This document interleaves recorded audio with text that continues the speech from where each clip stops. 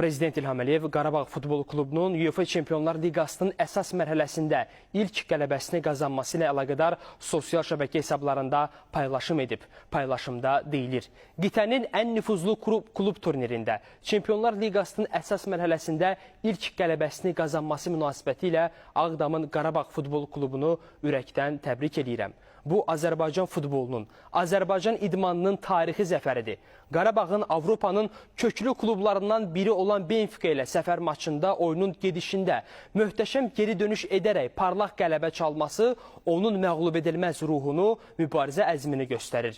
Bu qələbə ilə doğma komandamız Azərbaycan xalqına böyük sevinc bəxş etdi. Hər bir Azərbaycanlı Avropada xariqələr yaradan Qarabağla qürur duyur.